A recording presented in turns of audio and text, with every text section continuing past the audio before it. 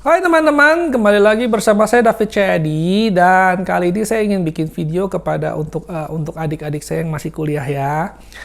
Nah, bagaimana sih cara membuat skripsi? Saya kasih tips aja, tips bagaimana cara membuat skripsi. Ya, jadi kan skripsi itu sering menjadi momok yang menakutkan. Kalau udah ketemu dosen pembimbing yang killer, segala macam, wah kayaknya udah ketar-ketir gitu kan. Kayaknya skripsi itu adalah sesuatu yang menakutkan. Nah, saya pernah kuliah ya, walaupun kuliah saya dulu di Australia tidak mengharuskan saya bikin skripsi, tapi S2 saya di Indonesia itu mengharuskan saya bikin skripsi juga.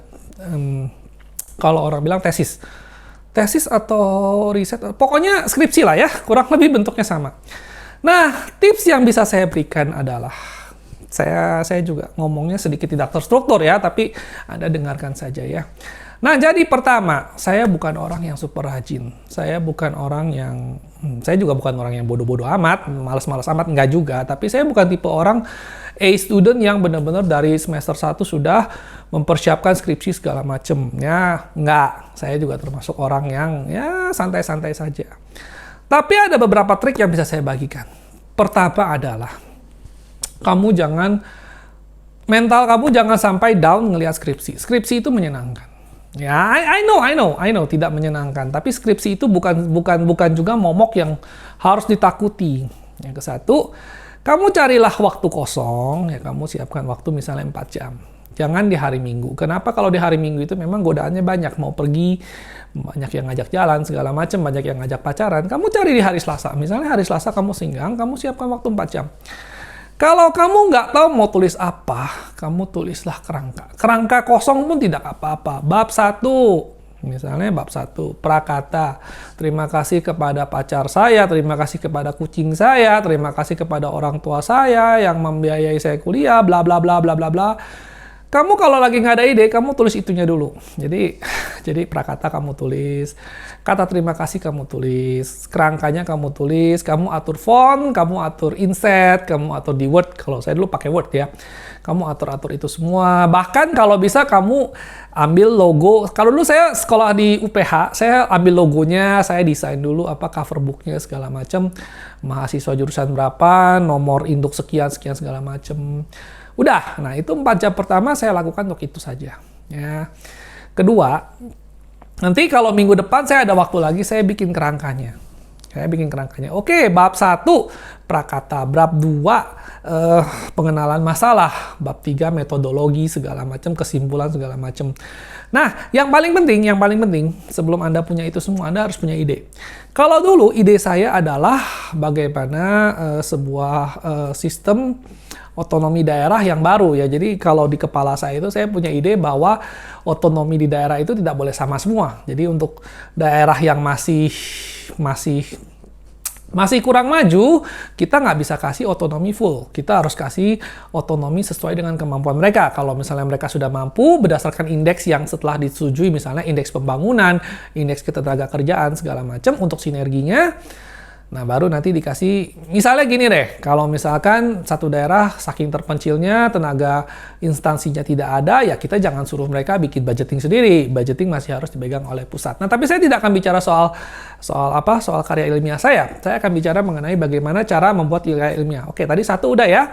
Mulailah dari hal-hal receh. Kenapa? Karena kalau kamu udah mulai dari hal-hal receh, kerangkanya udah ada, prakatanya sudah cantik-cantik, sampelnya udah ada. Secara psikologis kamu akan merasa kamu ada progres. Kamu sudah 30%, 40% berjalan gitu. Kamu tidak akan bilang, aduh saya nggak tahu mau nulis apa sampai lembaran saya masih kosong. Ketemu dosen pembimbing pun, ya kamu mau nulis apa nak? Saya nggak tahu pak. Ada ide pak? Nggak tahu pak. Bapak bisa bantu saya nggak? Kamu mau kualitatif, kuantitatif? Aduh saya nggak tahu pak. Kualitatifnya ada apa? Ya pasti kamu akan diacuhkan oleh si dosen. Saya juga ngerti gitu, dosen kan kesel gitu. Kamu mahasiswa katanya sudah sekolah di sini sudah 4 tahun, tapi kok apa juga masih kosong. Nah, jadi kamu mulailah, nggak apa-apa kalau kamu datang ke dosen dengan misalnya cuma baru 20 halaman pertama, kamu, Pak saya udah ini kerangkanya saya udah bikin Pak, untuk mengejar waktu ya supaya cepat segala macam, kerangkanya sudah jadi. Saya punya ide. Nah, misalnya keluarkan saja ide. Misalnya misalnya aja katakan, Bapak saya usaha bengkel. Saya ingin membuat riset mengenai bagaimana supaya bengkel saya bisa berkembang dalam waktu 5 tahun. Oke, nah itu dulu. Jangan pikirkan judulnya seperti panjang-panjang seperti misalnya pemahaman kuantitatif mengenai bagaimana industri otomotif UMKM mikro segala macam dengan di era 20. Nggak usah panjang lebar, nggak usah macem-macem. Mulailah dengan kalimat sederhana. Bapak saya buka bengkel. Saya mau bicara soal mengenai bengkel saya. Oke, sampai situ dulu. Nah, dari situ kamu melangkah. Oke, masalah apa yang ada di bengkel saya? Masalah keuangan, misalnya masalah kurangnya tenaga ahli keterampilan, masalah orang tua yang kolot. Nah, dari situ kamu udah ada masalahnya, baru kamu mulai kamu mulai make up dulu. Oke, misalnya saya mau bicara mengenai orang tua saya kolot. Nah, nanti satu masalahnya, jadi gini ya, saya mau buka bengkel, masalahnya orang tua saya kolot, saya baru mulai, apa yang menurut saya harus dilakukan? Menurut saya lakukan, oke, orang tua kolot itu gimana pun juga bos saya, gimana pun juga orang tua saya, tapi bagaimana cara saya mengatasinya? Misalnya kan saya memberikan pemahaman, oke, pemahaman, trading, dan segala macam. Nah, dari 3 ini, saya akan sampai ke 1 judul mentah, minimal peningkatan secara kualitatif sumber daya manusia di bidang otomotif untuk menghadapi era globalisasi. Nah, seperti sekarang kan sudah jadi judul kan, bukan? Nah, nanti kalau misalkan judulnya sudah ada, Anda pajang, ya kan? Anda panjang, Anda ke dosen pembimbing, Pak, judul saya begini, masalah yang saya hadapi begini. Metode saya nanti kurang lebih saya mau survei, misalnya 1 bulan, saya memberikan pelatihan kepada ayah saya sendiri. Dan ingat, skripsi itu tidak harus benar, ya. Jadi, makanya saya bilang kenapa skripsi itu nggak perlu ditakuti. Kenapa? Karena kamu tidak akan dinilai. Skripsi kamu itu tidak akan perlu sukses. Ya, jadi kalau saya bilang, oke, nanti saya berandai-andai saya nanti ya, bapak saya akan saya kasih training 3 hari seminggu. Saya gimana dalam waktu 1 bulan dia akan menjadi lebih pintar sekali. Anda boleh ngarang. Karena kenapa? Skripsi itu memang cuma karangan. Tidak pernah ada pembuktian. Anda bukan mahasiswa Harvard, bukan mahasiswa Princeton yang paper Anda nanti akan diuji oleh peer review, ya kan? Ini cuma untuk syarat kelulusan. Nah, jadi skripsi itu tujuannya bukan untuk benar-benar menyelesaikan masalah, tapi untuk melatih, mengetes Anda apakah semua yang Anda pelajari itu Anda bisa konsepkan pada sebuah masalah yang Anda temui di real gitu loh. Jadi itu semacam ujian akhir lah. Untuk bisa menyelesaikan satu tesis ini, Anda harus ngerti manajemen, Anda harus ngerti SDM. Nah, jadi jangan takut sama skripsi. Nah, jadi kalau sudah ada judulnya tadi ya, judulnya sekarang udah ada kan? Nah, nanti dosen pembimbing akan bilang, oh jangan pakai kata ini katanya ganti ini, kata ini ganti ini, segala macam. Nanti akan sedikit lebih rapi, akan dipoles ya. Jadi jangan ke dosen pembimbing untuk bilang saya mau bikin mobil. Ya, jadi jangan, Anda harus bawa mobil mentahnya, nanti dipoles sama dia. Oh, ini jangan pakai kata ini. Oke, menurut nanti dosen pembimbing akan membimbing Anda. Ingat ya, dosen pembimbing itu bukan pembantu Anda, tapi dia tuh membimbing Anda ke jalan yang benar. Nah, kalau misalkan Anda sudah ada ini, oke. Tadi kan 1, 2, 3 kan. Nah, jadi kalau udah ada 1, 2, 3, yang satu kamu mau ngomong bengkel. Nah, nanti kamu yang bengkel ini kamu masukkan ke heading pertama. Heading pertama, oke, bengkel. Nah, jadi perumusan masalah. Masalah adalah target studi saya adalah bengkel bapak saya. Nah, nanti kamu bisa tulis bengkel bapak saya berdiri di tahun sekian, tenaga kerjanya sekian, modalnya sekian, bergerak di bidang sekian. Nah, sebelum kamu melangkah kemana-mana, kamu sudah ada 300-400 kata. Mungkin 1000 kalau saya bisa mengarang bebas lagi, saya bisa bercerita lebih banyak lagi, ya mungkin bisa 1000 kata, ya kan? Nah, jadi itu satu pengenalan masalah sudah. Nah, kedua, saya ingin bicara mengenai masalah yang dihadapi. Perumusan masalah. Saya terus terang, saya udah lupa metodologi skripsi yang terstruktur kurang lebih kayak gimana. Saya lupa ya. Maksud saya, factualnya saya lupa. Tapi kurang lebihnya pasti ada perumusan masalah, metode penelitian, segala macam. Ya kamu kembangkan sendiri ya. Nah, kedua kan masalah yang kamu hadapi. Nah, perumusan masalah. Nah, ini masalah yang dihadapi, kamu bisa kasih contoh misalnya. Seringkali kita ketinggalan dalam tidak bisa berkembang. Kenapa? Karena orang tua saya terlalu kuno, terlalu kolot, tidak mau menggunakan sistem komputerisasi, tidak mau ada pelatihan, tidak mau ada segala macam. Nah, dari sini ketika kamu mungkin nggak tahu apa apa solusi dari permasalahan ini. Tapi kalau kamu ada masalah, kamu kembangkan dulu. Kamu kembangkan. Nah, nanti kalau misalkan pada pertemuan kedua dengan dosen pembimbing, kamu udah ada masalah, kamu udah ada subjeknya udah kamu jelaskan, perumusan masalah kamu jelaskan. Nanti dosen pembimbing enak, dia tinggal bilang, "Oh, begitu masalahnya. Oke, saya bisa sarankan kamu pakai metode kualitatif, kamu survei. Kalau kualitatif itu kan secara kualitas, kamu survei ayah kamu segala macam. Nah, atau misalkan mau metode kuantifikasi, kuantitatif, boleh. Nah, kamu survei beberapa bengkel serupa segala macam. Nah, dari situ kamu sudah masuk ke arah 3, metode penelitian ya. Jadi kamu survei. Nah, nanti kamu udah bisa ada solusi, kamu udah bisa propose dia punya solusi misalnya. Oke, setelah saya pelajari segala macam melalui metode kualitatif, kuantitatif, saya sampai pada kesimpulan bahwa saya akan memberikan bapak saya pelatihan. Nah, pelatihannya nanti kalau kamu sudah sampai tahap ini, kamu akan gampang, flow-nya itu sudah ada.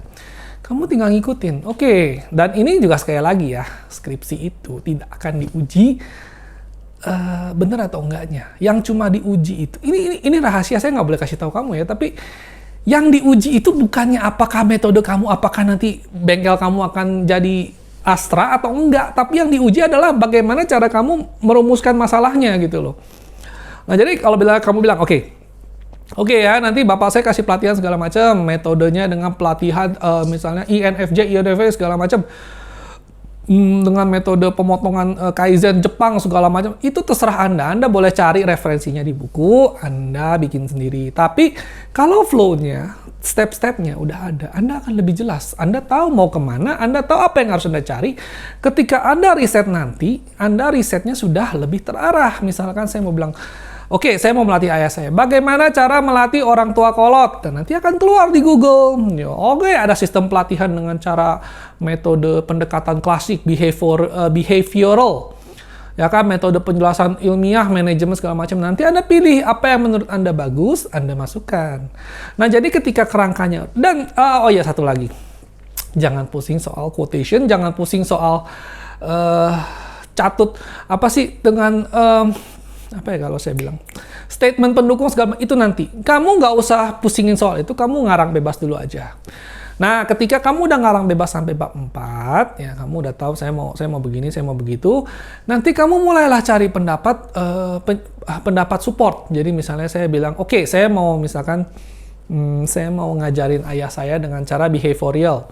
Nah, nanti kamu cari siapa guru behavioral, apa tenet-tenet apa misalnya apa ajaran mereka, dan nanti kamu masukkan menurut si A bahwa mengajar orang tua harus begini. Nah, nanti kamu sisipkan semua yang pernah kamu baca ya. Jadi sebelum itu kamu sisipkan dulu semua. Nanti sebelum kamu tahu kamu sudah ada 3.000, 4.000 kata. Nah, dari situ udah enak. Dari situ nanti tinggal tambahin grafik, tinggal tambahin kuesioner, tinggal kamu selipkan ya kan. Tinggal kamu bikin kolom apa? Daftar isi, terus prakata, segala macam. Nah, nanti kalau kamu sudah melakukan ini, kamu sudah 70% kelar. Ya, saya yakin kalau kamu sudah sampai tahap ini, kamu tidak akan sampai gagal. Paling banter kamu dikasih C, ya, dikasih B-, tapi kamu udah melakukan tugas kamu. Nah, untuk dapat A, untuk melangkah selanjutnya lagi, kerangkanya itu sudah jadi, kamu tinggal poles kata-katanya, kamu perhalus ya kan, terus struktur kata, grammar, ejaan segala macam kamu rapihkan. Nah, nanti dosen kamu dia tinggal baca sekilas ya, oke, ini masih kurang. Oke, Pak, kamu betulin, kamu balik lagi. Jadi kalau bikin skripsi itu harus ada caranya ya. Jadi seperti masak gitu ya. Potong ayamnya dulu, siapkan kaldunya segala macam. Jangan nanti kamu potong ayamnya sudah terpotong-potong, kamu lupa giling cabenya, habis lupa giling cabenya kamu baru masak air lagi. Jadi harusnya apa? Kamu masak air, sembari masak air kamu giling cabai, habis giling cabai kamu potong ayam. Jadi nanti pada saat sudah terpotong-potong kamu cemplungin jadi satu, sudah siap air panasnya. Nah, jadi begitu juga dengan skripsi gitu ya. Jadi jangan semuanya kamu tunggu sampai ilhamnya beres semua 100%, tidak akan pernah bisa terjadi. Jadi kalau ada ilham 20%, kamu bikin dulu 1, 2. Jangan pusingin, wah saya harus 10.000 kata. Enggak, kamu bikin 500 kata sehari juga nggak apa-apa. Mulailah dari yang sederhana, mulailah dari yang segala macam. Dan kamu jangan pernah nyontek, jangan pernah menjokikan skripsi kamu. Kenapa? Karena saya kasih tahu, kalau di sidang, Bukan masalah skripsi bagus, bukan masalah isi skripsi kamu bagus, tapi biasanya kalau untuk S1 itu, kamu di sidang itu tujuannya hanya satu. Meyakinkan bahwa ini skripsi kamu yang buat, dan kamu ngerti luar dalam. Kamu ngerti halaman 3 kamu tulis apa, kamu ngerti halaman 4 kamu tulis apa, sampai kamu ngerti berapa halaman, berapa segala macam yang kamu tulis. Menandakan apa? Menandakan bahwa ini skripsi saya buat sendiri, adalah karya saya bisa memperjuangkan. Tidak harus memperjuangkan dalam arti, oh bener diakui sama ahli manajemen bahwa cara Anda benar. Enggak. Yang penting saya bisa memperjuangkan ini ide saya, ini masalah saya, dan ini tulisan saya. Udah itu aja. Kamu akan sudah mendapatkan B plus atau segala macam tergantung pembawaan kamu waktu sidang nanti ya. Jadi jangan pernah memikir satu-satu gitu loh kalau kerja. Jangan pengen skripsi itu aduh kayak sesuatu yang menakutkan segala macam.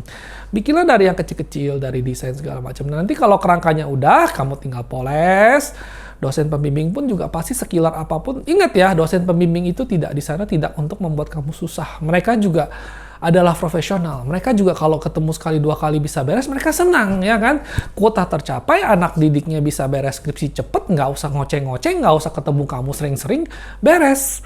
Jadi kalau kamu mau mereka cepet, ya kamu juga harus cepet. Jangan datang ke sana Mbak Lelo masih nggak ada, ini masih nggak ngerti, itu nggak ngerti ya. Kalau kayak gitu kamu hanya akan di pressure dan kamu bilang wah dosennya killer. Padahal nggak. Dalam pengalaman saya dosen itu tidak ada yang benci, tidak ada yang killer sampai benci kamu nggak mau lulus, nggak. Mungkin ada beberapa yang sentimen pribadi, tapi umumnya mereka itu juga cuma doing their job gitu loh. Mereka mau kamu lulus, ya selama kamu persiapan, kamu sopan segala macem, persiapkan, ya mereka juga pasti akan bimbing kamu gitu. Karena semakin cepat kamu dibimbing, semakin cepat kamu lulus, semakin cepat kerjaan mereka beres gitu ya. Nah, jadi saya rekap saja. Pertama, mulailah dari hal yang simple, jangan terlalu ambisius, mulailah dari hal yang simple, perumusan masalah yang kesehari-hari aja, step by step ya. Jadi, apa subjeknya, apa masalahnya, apa ide kamu, baru kesimpulan. 4 hal ini aja dulu ya. Jadi, misalnya kamu carilah yang kamu suka. Misalnya kamu suka gereja, atau misalnya keagamaan di agama kamu apa, kamu lihat.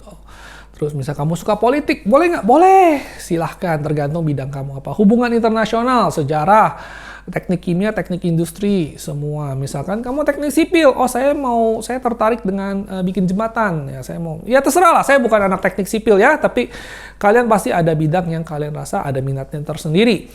Nah, jadi kalau dikumpul-kumpul, udah mulai. Jadi kalau ketika Anda butek, ketika Anda mentok, kerjakanlah hal yang tidak perlu pakai pikiran. Misalnya seperti kata saya tadi, table of content, daftar pustaka. Daftar pustaka tuh kumpulin setiap buku yang kalian baca itu boleh kalian tambahkan sebagai daftar pustaka. Jadi kalau misalkan saya lagi mentok, ya ini maaf saja ya, saya sudah lulus, saya bisa ngomong rahasia saya. Saya coba saya ke perpustakaan, saya cari 10 buku yang menurut saya nyambung, ya udah saya baca nggak baca, saya masukkan saja daftar pustaka. Lengkap kan? Tapi jangan berlebihan juga, jangan daftar pustakanya sampai 50 buku. Nanti kamu dicecer, kamu benar baca buku ini, kamu harus tahu minimal buku ini nulis apa. Jadi kan daftar pustakanya sudah rapi, segala macam. Kadang-kadang bikin daftar pustaka itu memang malas ya, saya ngerti lah gitu loh, saya pernah kuliah gitu kan, malas dengan kuotasi, persyaratan segala macam. Tapi banyak apps yang membuat yang bisa Anda pakai, misalnya itu quotation apps. Jadi saya tinggal masukin ISBN-nya, ISBN itu bukunya, nanti dia langsung keluarin berdasarkan format, kamu mau format apa, format Harvard, format ini, mereka udah langsung susun, kamu tinggal copy paste. Nah, itu boleh nggak? Boleh kamu pakai. Ya, nah nanti kuotasi, parafrase segala macam itu kalian baca lagi di pedoman metodologi kalian baca lagi, kalian ikutin pelan-pelan. Nah nanti pada saat sidang kalian nggak usah takut. Kenapa? Karena kalau kalian ikutin prosesnya dari awal, ini adalah baby Anda, bukan berarti anak Anda, ini adalah proyek Anda dari kecil ya. Jadi Anda tahu segala macam. Kalau misalkan Anda sidang, Anda ditanya, siapa subjeknya? Oh, subjeknya pabrik saya. Bengkel bapak saya. Oke, bisa kamu ceritain sedikit? Ya, jelas kamu bisa, itu bengkel bapak kamu. Masa kamu nggak ngerti, kamu nggak bisa cerita sendiri? Masalahnya apa? Karena masalah ini adalah masalah yang benar-benar kamu temui di bengkel bapak kamu. Kamu akan lebih bisa bercerita. Kamu tenang saja, dicecer gimana. Dan kadang-kadang fokus pada saat sidang itu bukan untuk menjawab pertanyaan si dosen. Kadang-kadang si dosen itu memang menanyakan hal yang memang tidak bisa kamu jawab.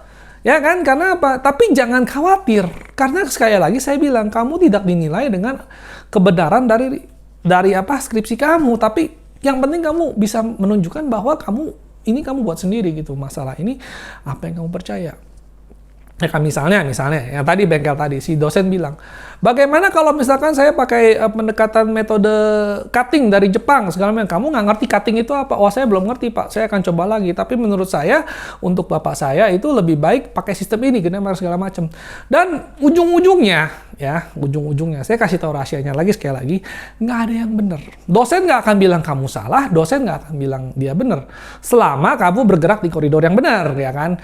Nah sekarang saya bilang sama kamu, subjek kamu nggak mungkin salah, betul nggak? Kamu mau pelajari, kamu mau bicara soal bengkel bapak kamu, nggak mungkin dosen bilang salah kan? Oh kamu salah, kamu harusnya ngomong soal supermarket Bu Joko, ya nggak mungkin, ya kan? Itu kan hak saya, itu kan paper saya mau ngomong soal bengkel ya bengkel lah, ya kan? Nah perumusan masalah, kamu juga nggak akan salah.